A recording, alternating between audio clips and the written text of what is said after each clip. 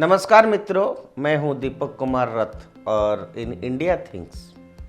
आज मैं आपको बताना चाहता हूं कि इस देश में कांग्रेस पार्टी का पतन और बर्बादी क्यों हुआ। यद्यपि राहुल गांधी पूरी तरह से अपनी ताकत लगा रखे हैं, कभी भारत जोड़ यात्रा, कभी न्याय यात्रा, सब कुछ कर रहे हैं, लेकिन उसकी असर जमीन पे नहीं दिख रहा है, उसकी असर वोट बैंक के नहीं दिख रहा है। आज की युवा पीढ़ी राहुल गांधी की बातें सुनने को तैयार नहीं है।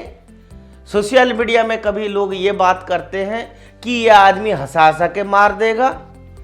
अब आप सोचिए कि इतना पुराना पार्टी, जिस पार्टी में महात्मा गांधी जी को कभी आदर्श माना था, जिस पार्टी ने इंदिरा गांधी जैसे, राजीव गांधी जैसे नेता थे, जिस पार्टी में अनेक आदर्शवान व्यक्ति थे, और जो पार्टी भारत की आज एक प्रमुख ऑपोजिशन पार्टी के नाते उभर के उसका एक रोल अदा करना चाहिए था। ये देश चाहता था कि आखिर कोई ऑपोजिशन पार्टी तो रहे जिसके नेतृत्व में कम से कम सरकार की भूल चूक को बता सके।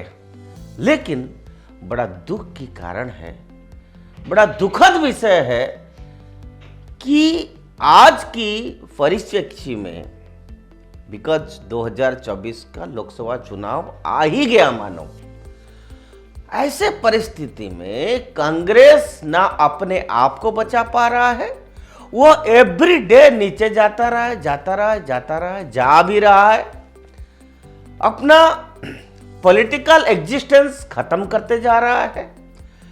और बड़ा मुश्किल से जो INDIA अलायंस किया, पीछे जाने वाला इलेक्शन में कुछ अच्छा करता तो थोड़ा बहुत कांग्रेस को मिलता, लोग पूछते भी हैं, लेकिन वो भी नहीं है।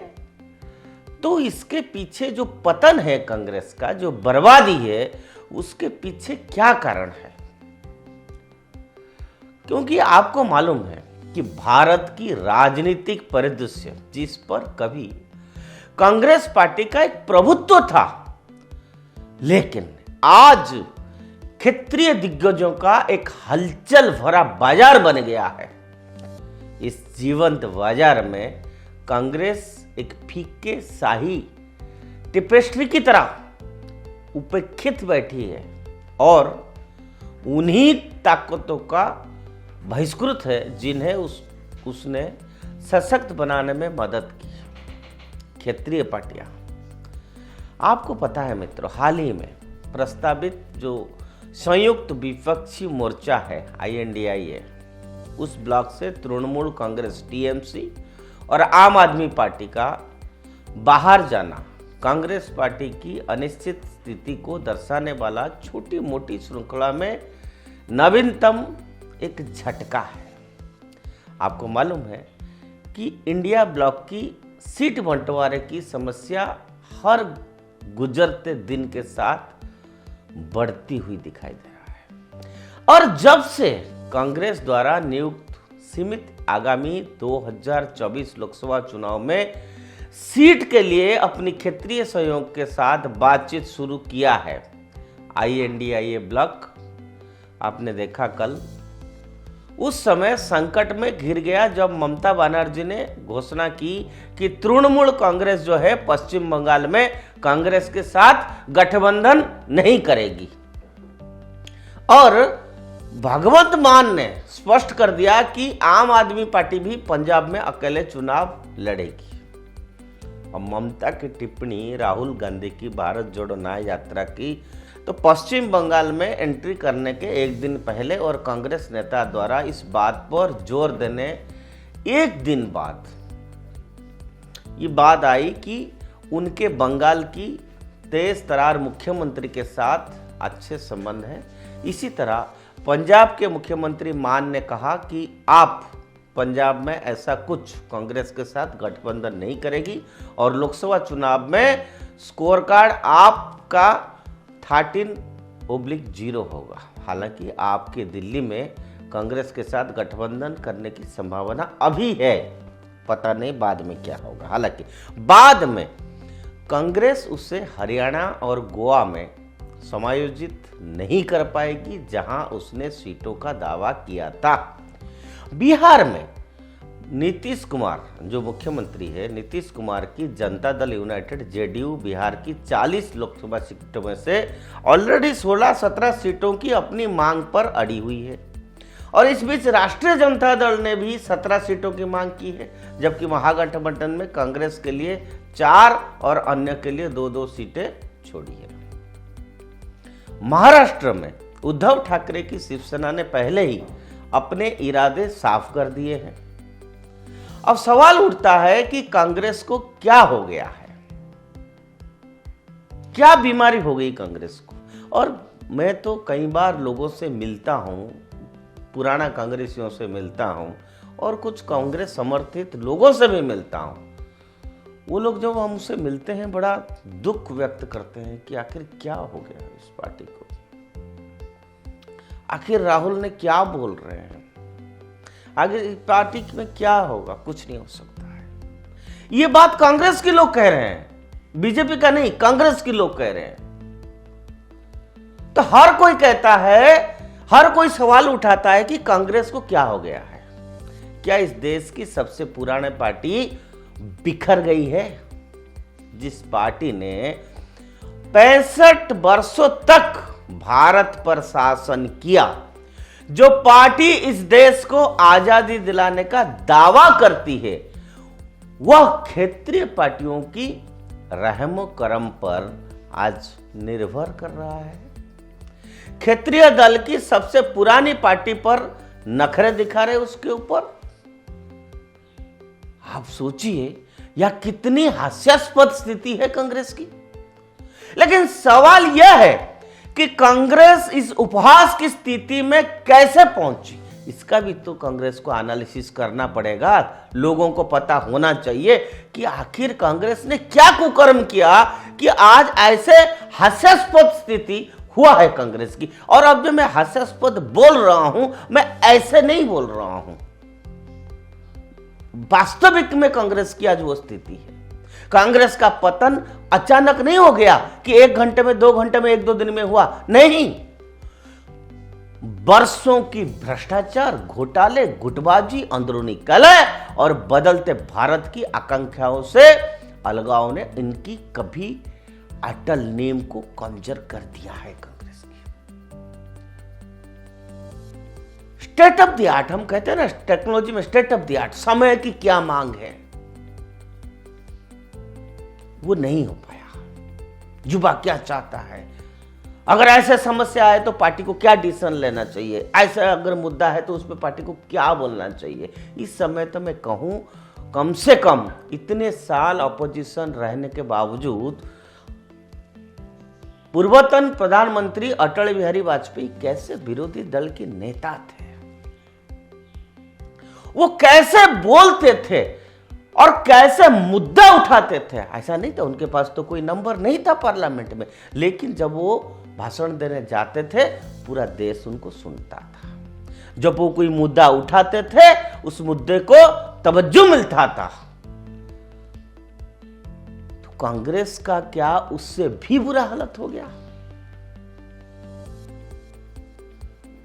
आपका जो नींव था आपने उसको भी खो बैठा, उसको भी वीक कर दिया। तो वास्तव में जो बात चुभती है वो क्षेत्रीय दलों से उसे मिला विश्वासघात है कांग्रेस को, जिनमें से कई का अस्तित्व ही कांग्रेस की समर्थन के कारण हुआ है। कांग्रेस ने जिनको सहारा दिया आज वही लोग पावरफुल हो गए हैं और आज कांग्रेस उनके सामने झोली फेर के बैठा है, मांग रहा है मुझे इतना सीट दे दो। वही कांग्रेस नेता हेमंत बिस्वा शर्मा जब कांग्रेस के नेता थे और राहुल गांधी से मिलने गए थे तो राहुल गांधी अपने कुत्ते को खिला रहे थे, उनको भाव नहीं दिए। आज वही हेमंत बिस्वा शर्मा आसाम में आपके खिलाफ एफआईआर किया और कहा कि लोकसभा इलेक्शन के बाद आपको अरेस्ट करेंगे। आप सोचिए ऐसा क्यों? कहां भूल चूक हुई आप पब्लिकली नहीं माने, लेकिन आपका जो पॉलिटिकल डिग्रेडेशन हो रहा है इलेक्टोरल पॉलिटिक्स में, इसीलिए आपका स्थिति हास्यास्पद है। आप जरा याद करो 1970 की दशक में इंदिरा गांधी के नेतृत्व में कांग्रेस ने आंतरिक असंतोष का मुकाबला करने और बढ़ती भाजपा को चुनौती देने के लिए रणनीतिक रूप से क्षेत्रीय नेताओं को बढ़ावा दिया। इसी नीति ने तमिलनाडु में डीएमके, आंध्र प्रदेश में टीडीपी और बाद में पश्चिम बंगाल में टीएमसी और ओडिशा में बीजेडी जैसे शक्तिशाली क्षेत्रीय संगठन का जन्म दिया। ये सारे पार्टियां कांग्रेस की छत्रछाया में फली फूली, बिना किसी दिक्कत के सामना किए बिना अनुभव के इन लोगों ने वैधता हासिल की और ये सारे रीजनल पार्टी जो है ताकतवर हो गए, जिसके सामने आज कांग्रेस घुटने टेक रहा है। आखिर एक भी राज्य नहीं है पूरे देश में जहां आप अकेले अपने दम पे खड़ा हो जाए लोकसभा में। कभी कभी तो मन में लोग संदेह करते हैं कि इतना पुराना पार्टी है, कहीं 2 डिजिट नंबर में तो नहीं रह जाएंगे। ये बातें लोग करने लगे हैं। ये बातें क्यों कर रहे हैं? क्योंकि जिस पार्टी की खुद नेतृत्व ऐसे बातें पब्लिकली कहता है, जिसको सुन के लोग भी हंसते हैं, अरे ये क्या बात है। आप न्याय यात्रा करेंगे लेकिन न्याय की प्रतीक, सत्य का प्रतीक रामलला के दर्शन नहीं करेंगे। खैर छोड़ो, मैं आपको बता रहा था कांग्रेस की हालत। हालांकि जिस प्रकार से ये रीजनल पार्टियों ने सफलता का स्वाद चख ली, उनकी महत्वाकांक्षा का बढ़ गई हुई। स्वाभाविक है, जिसको पावर मिलता है वो चाहेगा बढ़ने के लिए, तो उन्हें अब कांग्रेस की संरक्षण की जरूरत नहीं है। उसके बजाय उन्होंने राष्ट्रीय पार्टी को एक प्रतिस्पर्धी, अपने क्षेत्रीय जागीर के लिए खतरे के रूप में देख लिया है। यह कई प्रयासों के बावजूद भी ममता बनर्जी के टीएमसी का कांग्रेस में विलय करने से इनकार करने और अरविंद केजरीवाल की दिल्ली और पंजाब के कांग्रेस को खुली चुनौती, ये तो स्पष्ट है। आपको आखिर कहां मिलेगा, ये अलायंस कैसे बनेगी? इंडिया ब्लॉक को भाजपा के खिलाफ एकजुट विपक्ष के लिए आशा की किरण लोगों ने सोचा था, मानते थे थोड़ा बहुत कि हाँ हो सकता है ये लोग कुछ कर लेंगे।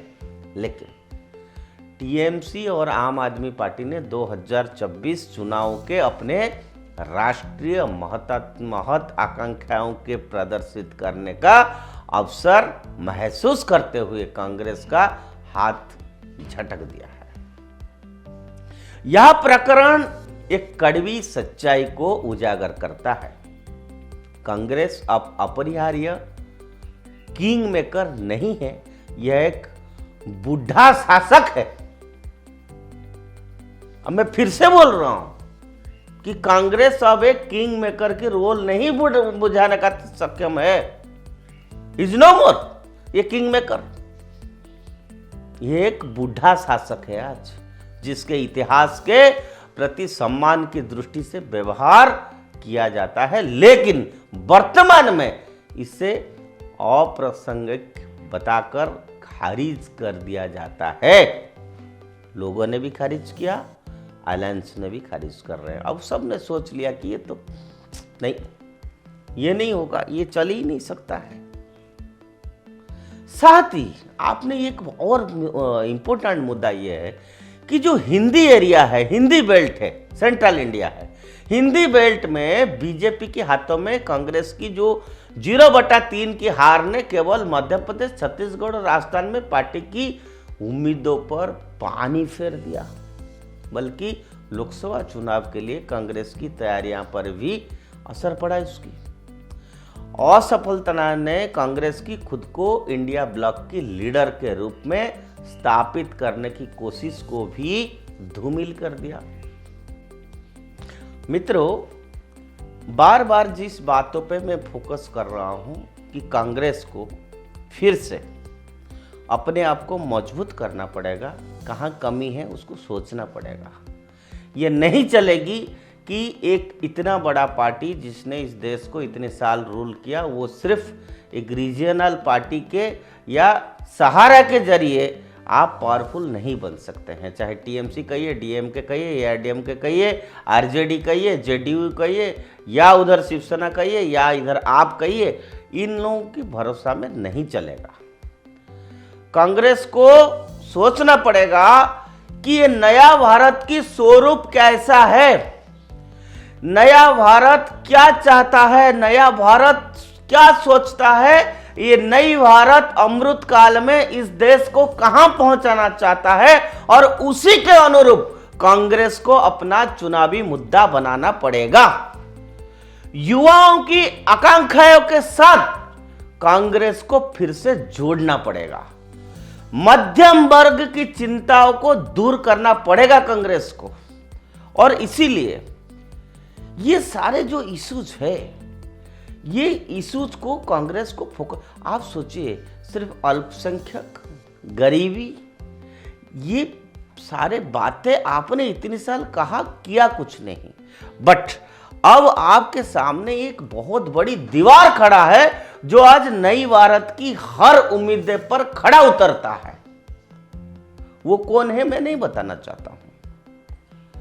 तो एक व्यक्ति लोगों का आकांक्षाओं को पूरा करता है, युवाओं की जोश को बढ़ाता है, देश की साधु संत की अनुरूप सोचता है, देश की संस्कृति को समृद्ध करता है, देश की अधिकतम जो लोग हैं, मेजॉरिटी ऑफ पीपुल जो चाहते हैं उसके अनुरूप काम करता है। लेकिन केवल अपीजमेंट के नाम पे, डिविसिव पॉलिटिक्स के नाम पे, डिवाइड एंड रूल के नाम पे और किसी को अटैक करते नहीं चलेगा। आपकी बढ़ोतरी नहीं होगी, आप फिर से घटेंगे।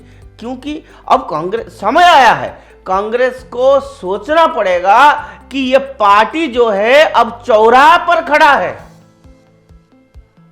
ये तो आबिती युग का अवशेष बन सकता है। ये अपने आप को कैसे जीर्णोद्धारण जिसको कहते हैं उसको कैसे होगा, इसको सोचना पड़ेगा। आगे चुनाव है। आज मैं इतने सारे बातें कांग्रेस के बारे में इसलिए किया कि रूलिंग पार्टी जिस देश में रूल करता है उसके ऑपोजिट एक ऑपोजिशन पार्टी स्ट्रांग खड़ा होना चाहिए। For a healthy democracy it is a bare necessity for a party like Congress to play the role of a opposition. कुछ तो सीखिए आप अटल बिहारी वाजपेयी से, आडवाणी जी से। उन लोगों ने इतने साल अपोजिशन में थे लेकिन कभी ऐसा दुर्दशा नहीं हुई। तो देश के लिए भी, देश भी चाहता है कि इस देश को एक स्ट्रांग अपोजिशन मिले। तो मैं सोचता हूं कि जो न्याय यात्रा में इतना बिजी है राहुल गांधी महोदय, आप यात्रा करिए, हर जगह मिली है, लेकिन आपको जो ग्राउंड रियलिटी है, यात्रा इसलिए किया जाता है कि लोगों का भावना क्या है, मुद्दा क्या है, ग्राउंड रियलिटी क्या है, लोग क्या चाहता है, आप उसको आइडेंटिफाई करिए। Then you finalize your policies and manifesto and keep it before the nation and fight the election for 2024। मित्रों, मैं आप लोगों के सामने ये बात इसलिए रखा क्योंकि 2024 का चुनाव आ ही गया है और मैं सोचता हूँ इस जो सोच हमने रखा आपके सामने, इसको कांग्रेस भी सोचेगा और इसके ऊपर आपका फीडबैक भी हमें अच्छा लगेगा। और इस तरह से चुनाव मुद्दे, बातें, इंडी एलियंस या एनडीए के बारे में हम आगे भी कहते रहेंगे। आज के लिए इतना। उदय इंडिया को सब्सक्राइब करिए। वंदे मातरम।